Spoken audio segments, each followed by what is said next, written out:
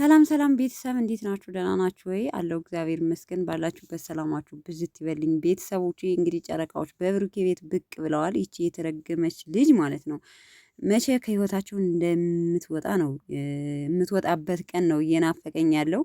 በነገራችን ላይ ሁላችሁም ሀሳባችን ማለት ዶክተሩን በብር እንትን ብላ ዲኤንኤውን የብሩኬ ታደርገዋለች ብለን ሀሳብ ላይ ነበርን። ግን ውጤቱን እስካሁን ምን ይሆን አልተናገሩም። ዲኤንኤው የብሩኬ ነው የሚለው አልተናገሩም። ከዛሬ ቪዲዮ ዲኤንኤው ይወጣ አላውቅም። ግን በቃ እዩ ሌላ ቦታ ዲኤንኤ ማድረግ አለብን ብሎ ሲሏት እንግዲህ የሰጠችውን መልስ አይታችኋል። ፍጥርቅ ትላለህ እንጂ አላደርግም አንተ ከምትፈልግበት ቦታ ወስደህ ዲኤንኤ አድርጌያለሁ ድጋሚ አላደርግም ነው ያለችው። ስለዚህ 100% እርግጠኛ ነኝ አስቀይረዋለች ማለት ነው። ለዛ ነው ድጋሚ ዲኤንኤ እነሱ በሚፈልጉበት ስታንዳርድ ማድረግ የማትፈልገው ማለት ነው ይመስለኛል። ግን የዲኤንኤውን እዚህ ላይ የተመረመረውን ዲኤንኤ ውጤት ራሱ ቢነገርን ለወዴት ቢነግሩት ምን እንደሆነ በጣም ማወቅ ፈልግ ነበር። በነገራችን ላይ ግን አልተናገሩም።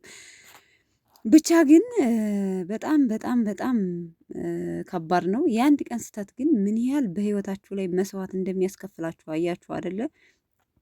የአንድ ቀን ስህተት በቃ ለዘላለም ነው። አንዳንዴ የሆነ መስዋዕት በጣም ያስከፍላችኋል። በነገራችን ላይ የአንድ ቀን ስህተት ማለት ነው። እና ሀይሜም ተናግራለች ለብሩኬ ያኔ እኮ ይሄ ነገር ባይፈጠር ባታገኛት ኑሮ ይሄ ሁሉ ለእሷ ቻንስ አይሆንላትም ነበር አለች። ትክክል ነው። ያችን ሌሊት ተጠቅማ ነው እንግዲህ እሷ የብሩኬ ልጅ ነው ብሩኬን ለእኔ ማድረግ አለብኝ ብላ አጥምዳ የያዘችው ይዛ እየተጠቀመች ያለችው ማለት ነው። ስለዚህ ከባድ ነው ከምር እና በተለይ ይሄ እውነት ለመናገር እንደንትን ብንወስደውም አስተማሪ ነገር አለው። ስለዚህ እርግጠኛ የሆናችሁበት ላይ ወይም ደግሞ ወደፊት ሚስቴ ትሆናለች ከምትሏት ሴት ጋር በቃ ስራችሁን ሰርታችሁ ትዳር መያዝ አለብኝ ወይም ደግሞ ልጅ መውለድ አለብኝ በምትሉበት ታይም ላይ አድርጉ። አንደኛ ለሴቲቱም ስቃይ አይሆንም። ሁለተኛ ደግሞ ለእንደዚህ ምስቅልቅል ካልፈለጋችሁት ሰው ጋር በልጅ ምክንያት እያመሃኘ ህይወታችሁን ልትበጠብጥ አትችልም ማለት ነው። እና ብሩኬ ያ ነገር ነው የገጠመው። አሁን ከሀይሚ ጋር ሰላም መኖር አጣ ማለት ሰላማቸውን ነሳቻቸው። አንደኛ ሀይሚ እየተከፋች ነው ተናግራለች።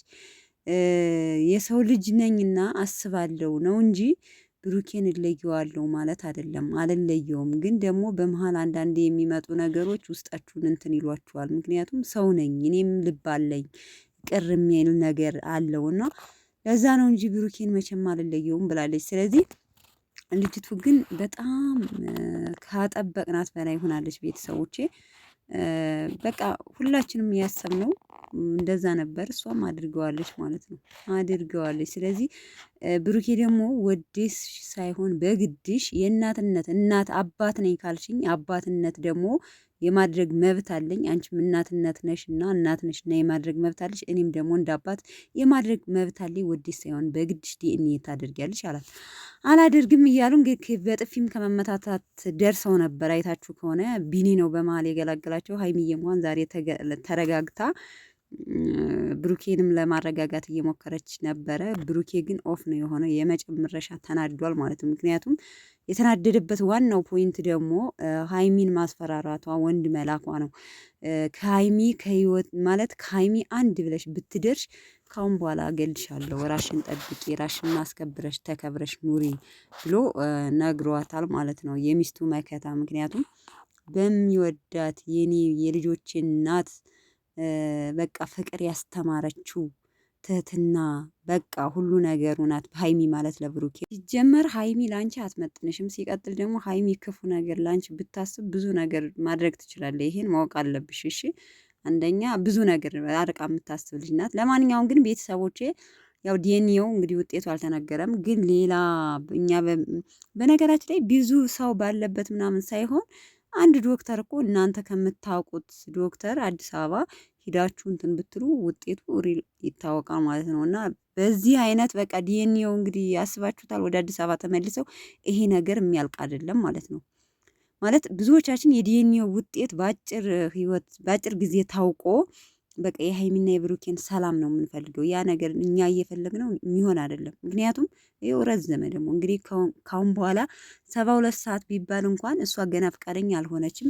ፍቃደኛ ሆነ አዲስ አበባ ከሚሄዱ ከዛ ደግሞ አስባችሁታል፣ ነገ ዛሬ እያልን ጉጉት እያልን የምንጠብቅበት ቀን ነው የዲኤንኤው ውጤት ማለት ነው። እና አይቋጭም ባጭሩ ይመስለኛል። ቤተሰቦች ገና ውጣ ውረድ ሀይሚ በጣም የምትከፋ ይመስለኛል። ለማንኛውም ግን ዋናው ማለት ነው ብሩኬና ሀይሚ አንድ መሆናቸው ነው እኛ የምንፈልገው አይደለ? ተጨቃጨቁ ምንም አሉ ማለት እዩን በመሀል ገባች ምንም ማለች፣ ሀይሚና ብሩኬ ተከፋፍተው እንዲለያዩብን ብቻ ነው የማንፈልገው። ቀስ ብሎም የውጤቱ ጉዳይ ይደርሳል። ወዳ ሳይሆን በግዷ ማለት ነው ታደርጋታለች። እመኑኝ ማለት ነው ታደርጋታለች። እና እንግዲህ ለማንኛውም ቤተሰብ መልካም አዳር።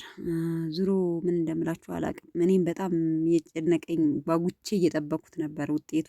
አይታችሁ ከሆነ ቪዲዮ ላይ ስሰራ 24 ሰዓት የሚሆነው ነገ ነው፣ 72 ሰዓት የሚሆነው እያልኩ ስሰራ ነበርና ብቻ አልሆነም። እንግዲህ እስኪ እንጠብቃለን።